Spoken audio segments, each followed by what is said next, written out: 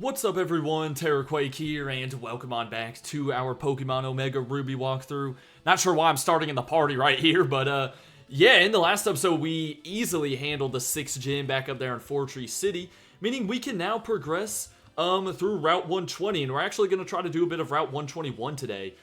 Beginning with, well, the rain, because it starts to come down at this point, as well as this Bird Keeper.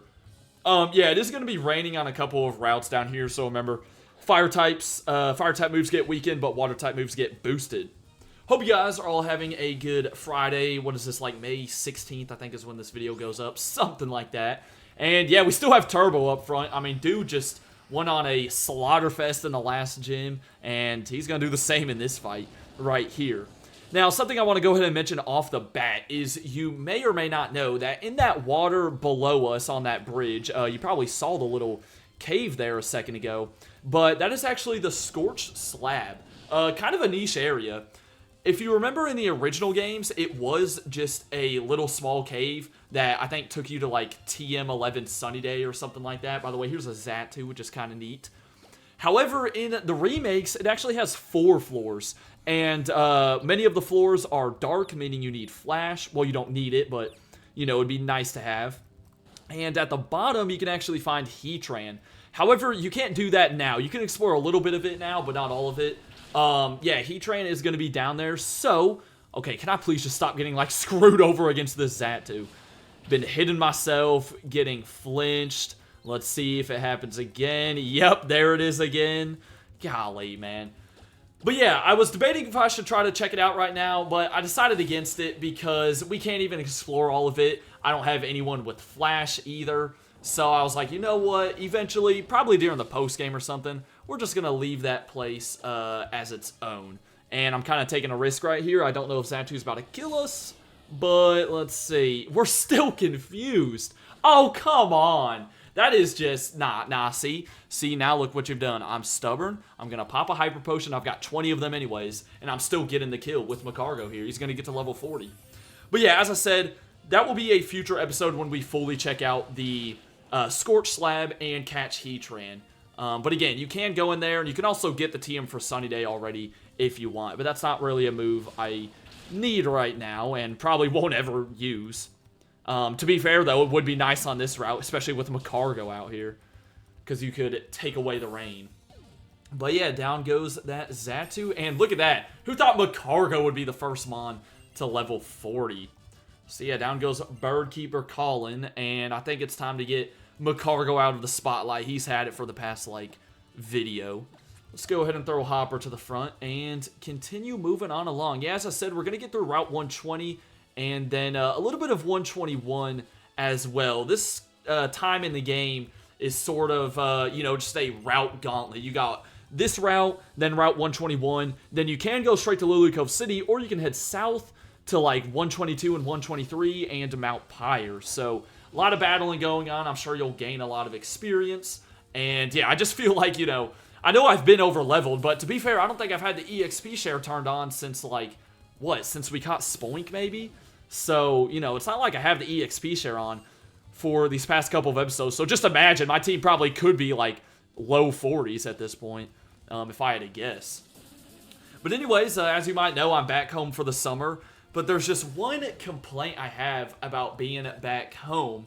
And it has to do with my setup here, because I don't have a, like, actual desk, you know, with, like, leg room under it, you know, under the little table part. Instead, I'm still recording on this, like, dresser that I have, which if you don't know what a dresser is, it's, like, basically just a giant shelf with drawers, you know, holds your clothes and whatnot. But it has drawers. I don't got any room to put my legs, so, like, listen to this. Y'all hear that? Like, the banging? That's, like, my knee just banging up against the drawers at the bottom here. I have 0 leg room, and low-key, it gets kind of uncomfortable. But, you know what? We work with what we got. All right, back here's some berries and a decent little secret base spot, I suppose. So that's cool, I guess. Honestly, some of these berries I don't even know if we have. But yeah, this is part 26, by the way, I'm pretty sure. It really doesn't feel like we are 26 parts into this series already. Feels like we have flown by in this game. Granted, we have a pretty large gap before the 7th gym. Okay, there's an ace trainer here. I think we're going to put Geico to the front for her. Yeah, by the way, I won't Mega Evolve every single battle with Sceptile. Maybe just in the bigger battles, kind of like I did in the gym battle in the last episode. But it is cool to use Mega Evolution. And hey, it's supposedly, you know, returning in, well, I think it's like confirmed. Yeah, it's returning in Legends EA. But the question is, will we get any new Megas? I have no idea. Because I'm not looking at spoilers or nothing like that. This is on my loaded, though. I guess something I forgot to mention back on Route 119 is how you get Feebas. Feebas is very infamous for being one of the hardest Pokemon to catch in these games because it can only be fished for on Route 119, and it's a 50% chance to fish on only the, what is it, like 6 tiles out of the 100-something water tiles. By the way, I'm going to pass on Detect. But yeah, it's like only found on 6 out of the 100-something water tiles on Route 119, and so you kind of just got to, you know, it's really tedious. You're going to have to take your time. But eventually, you'll get there. But yeah, that's another new Pokemon you can have at this point in the game. Remember, you know, it's got the, what is it? I think in the Hoenn games, right, you need its beauty stat to be, you know, a certain stage before you can evolve it into Milotic. All right, here's a cast form. We're actually going to see it change forms, though, because it is raining outside. But too bad for it. That works out perfectly for me. So, yeah, that's going to be a one-hit KO. Probably a good amount of one-hit KOs coming up. We're about to get into a little, like, it feels like a hedge maze up here. Even though, really, you can just run straight through it if you want. But you know me, I'm not going to skip any of the trainers. And we're going to throw Rio to the front now. He should benefit off of this rain. But yeah, I got a bunch of tall grass. Another secret base over there if you want to check it out. And I am looking for a Bug Maniac as my next victim of defeat. I don't really know. There he is. He's all the way down there. I'm kind of just zigzagging. Yeah, see. You can easily miss this nugget over here. Always good to get them. And we're probably, you know, about halfway, a little over halfway through Route 120. Remember, we went through the beginning of it when we were seeing Steven to get the Devon Scope. We fought the first couple of trainers. Yeah, here's a Masquerain. For a while, I always thought Masquerain was Bug Water. You know, I thought it kept the typing from Surskit, but nope, it is Bug Flying. And honestly, I'd kind of be down to use one at some point. Even though I don't think it can learn Fly. I always kind of get, you know, steered away from using flying types that can't learn Fly. Like, I think, let's see. I don't know how Yanmega is, but I know, like, Yanma in Gen 2 doesn't get Fly, which is just annoying. A lot of, like, bug flying types I feel like don't. Alright, but yeah, we basically reached, kind of the end of that part. Still in the same route, but you can hop over that ledge. The rain has now stopped, and we are getting pretty close to the end of 120. Now you can, well, hold on. First of all, let's put Papa C to the front. You can hop over these ledges if you want to run back to Fortree City, or remember, now that we have the badge, you can also fly, so you don't even need to run all the way back. Speaking of which, I definitely need to give Fly to Pelipper, because he's going to be the Mon that we're using during this playthrough to get around the region. I can't remember if there's anything up here. Okay, a secret base. Maybe a hidden item. I'm not exactly sure. But that looks pretty cool. Look at like the stars reflecting in the water. Honestly, Oras?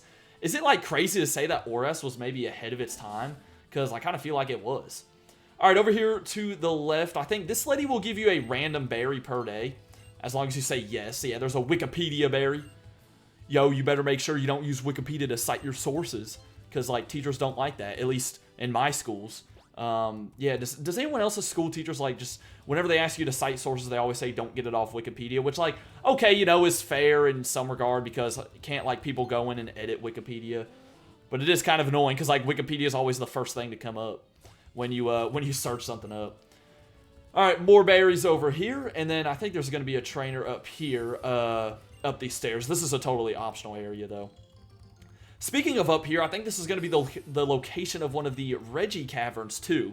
So, you know, we'll do a whole another episode later in the series, how to catch all 3 Reggies, just like I did in the Ruby walkthrough. And one of the caverns is up here. I guess this guy's kind of trying to guard it, though, or something. Like, bro, you are not him, okay? Alright, no one, you know, trust me. Street Thug Gomez, you're not even on the street. You're in, like, the middle of a route. He does have a cacturn, though, which is kind of cool. I'll give him that. Shout out to, gosh, I forget the nickname. I don't know what we called our cacturn in the Ruby walkthrough, but, you know, it's pretty fun to use it. Spiky Shields kind of sucks, because, I mean, at least we didn't use a contact move, because then it does damage. But, yeah, down it goes in one shot. Easy peasy. So, I'm probably going to put, oh, I don't know, Sceptile back to the front for whatever other battles coming up here. And, okay, yeah, he's all the way down at the bottom. By the way, 6th and final team members coming somewhat soon. Within the next, I guess, I'm trying to guess here, like 2 videos probably, not including this one. So yeah, go ahead and throw your guesses down below in the comments if you want. Here's a delinquent, by the way. I mean, we got a street thug and a delinquent. I mean, what are y'all really doing out here? Are y'all trying to break into the Reggie Cavern? Because, like, hey, you can break in all you want, but you know they got, like, the weird little patterns that you have to walk or, like, buttons you have to press in order to actually open it up. And these people aren't going to know that. Like, come on, man. You know they ain't going to know that stuff. Alright, I think there's going to be some bug types coming up next, so get out here, Turbo, once again. And I can't remember if there's an item somewhere over here. Yeah, there's the cavern, not opened up yet, of course. And yeah, I see the Ninja Boy once again. These guys just suck at hiding. Alright, this guy used a Ninjask and Coughing, and then I fought the Ruined Maniac over here who had a Ball Toy and Nose Pass. And then right north of them you can find a Revive, and that's only going to leave 2 more trainers on this route. But yeah, I went ahead and also taught Pelipper Fly just before I forget. Got rid of Wing Attack because, you know, Wing Attack's good and all. 60 base power at this point in the game, though. We can do better than that. Although Fly's annoying because it has a 5% chance to miss. But I'm willing to make that trade-off for the 90 base power that it has. But yeah, some more Pokemon Rangers down here. These people are, like, keeping the area safe, I guess. By the way, the Safari Zone is coming up, so that's something to keep in mind. I think the Safari Zone's still open in this game, right? They didn't shut it down. Yeah, Safari Zone's still in ORAS. I know it is in Gen 3. But I didn't know if it was going to be like the Battlefront tier, though, in this game. I know that's like some people's biggest complaints about these games is that the Battlefront tier is not open in this game. It just says it's like permanently under construction or whatever, and it never opens. And Pokemon games do that a lot sometimes. I feel like, you know, if something like the Battlefront tier or anything that you say is like, oh, this is under construction, like, make it open later in the game, you know, because that would make sense. It doesn't make sense for something to be under construction for, like, an infinite amount of time. But no, I guess they ran out of ideas to kind of block off the player from that area. Alright, kind of annoying. We got paralyzed by Manectric Static, but we got to deal with it. Okay, we're also going to get a flinch from Thunderfang, seriously? That's kind of wild that those Fang moves have a chance to not only inflict you with status, but also flinch. Too bad, I just like, I don't know, I never really get to use those moves because I feel like not a lot of Pokemon get them. Alright, more XP for my boy Geico. And up here in this grass, was there another item to get? I didn't miss out on something? Nah, I didn't. Alright, so where is trainer number like 10 or whatever it is here? Yeah, there she is. And we are almost in Route 121. So, as I said, I'll probably try to take on the first couple of trainers here. I might as well, man. I might as well. I can't remember if there's any new Pokemon to get over here. We'll sort of check it out in just a second. Let's see. Nah, looks like it's really the same. Oh, you can find Shuppet as a new team member in the grass up here. Yeah, one of the ghost types you can get in this game. And I could do a Grumpig on Grumpig honor battle, but I'm not going to because we only have, like, what, Psychic type moves that would just take forever. But yeah, Mount Pyre, you know, it's coming up. We'll explore it probably like 2 videos from now. Not only is the evil team going to be in there, but it's also, you know, the home to all the dead Pokemon in this region. You know, it's like your Pokemon Tower or what's the one in Sinnoh? The Lost Tower, I think it's called. You know, the good old graveyard for Pokemon. Also, this thing's Power Gem is a little scary right here, but luckily we outspeed it, so one more Surf is going to do the trick. And we'll get into Route 121. Yeah, I don't think it rains over here, but again, this will kind of split off into either south to Mount Pyre, or you can keep going east to Lily Cove City. As I said, and we'll do that in the next episode, but as I said, I always like to stop by Lily Cove just so I can get the little Pokemon Center checkpoint, if you know what I'm talking about. And man, my team's kind of beaten up at this point. But let's go ahead and fight the creepy Hex Maniac. No, these people are back from X and Y. I think I want to say Fairy Tale Girls are in this game too, because, golly, these are like the 2 creepiest trainer classes. But, yeah, you know, we gotta deal with them, I guess. Alright, here's a Duskull. I know I'm using a freaking Psychic type against it, but whatever. I trusted Grumpig to take care of these guys. Okay, Will-O-Wisp is a little bit annoying. You could even say a little unnecessary, man. Come on. My team's already, like, paralyzed and in yellow health. Good thing is, like, I'm pretty sure I had 100,000 Pokédollars once I got to Fortree City. I spent a bunch on healing items, and I'm probably already, like, almost back up to 100,000, because that's just how easy it is to get money in this game. And, okay, here's a Sableye. It's kind of cool. Remember, Sableye's only weak to Fairy, because they had to nerf my boy somehow. You know, same with Spiritomb. Those mons that didn't have any weaknesses. Also, remember, Sableye has a Mega in this game, too, so that's something to make note of. So does Mawile. So yeah, some of those other mons that, you know, in the original Gen 3 games wouldn't get any evolution, they do in this game. So keep that in mind if you're trying to build up a team. They are version exclusive, though. I think that stayed the same. And once again, Magcargo is confused, but we get through it. That's kind of nice. And yeah, speaking of ghosts and stuff and scary things, yo, let me tell y'all, last week, and I did this on a live stream over on my Twitch, but played through a horror game on Steam called Sharks and Minnows. Sounds kind of dumb, like, oh my gosh, you know, you would think, oh, Sharks and Minnows is a childish game that you played at recess in elementary school. It has nothing to do with Sharks and Minnows. Well, it kind of does, but, like, it is, oh man, it's like, bro, it is like a stressful type of scary. It's on Steam. Very, very good game. I had a lot of fun. Definitely one of the better horror games I've played on stream, and it was just like so unique, and it just like injected fear into you without any kind of jump scare or anything like that. It was actually wild. I won't spoil too much of it, but man, ooh, just thinking about it, like, you know, it gives me goosebumps or something. Alright, so, yeah, this lady is talking about Fly. Like, what, you didn't think I knew I could use Fly already? Nothing over there. We can take on this lady down here. I think I still got, what, Pelipper up front? So, yeah, we'll take on you, and then this may be the last battle of the episode. We'll leave the rest of Route 121 next time. I think next episode we'll do Route 121 and 123, and then we'll head into Mount Pyre in the following one. So, yeah, a lot to do before the next gym. I can't remember what the levels are. It is a Psychic-type gym, though. Again, we got a ways to go, so you got plenty of time to think about how you're going to deal with it. But to be fair, I don't have a Dark or Ghost type, so, or Bug type. So that one could be interesting. Remember, it's a double battle, too, which makes it even more unique. But yeah, here's Kecleon with its good old color change ability. Always causing issues, because, like, you'll go for a move, and the next thing you know, that move will be resistant against it. But one more Power Gem will finish it off. And then she has a Seviper. I'll definitely fly back to Fortree and heal up, too. I may even get some healing items, I don't know. Or if anything, I'll just get Max Repels. Can't have enough of those, you know what I'm saying? But yeah, Seviper probably going to die to a single Psybeam. I hope it does, at least. This thing probably gets, like, Bite and Crunch, which would be a little terrifying. A little bit terrifying.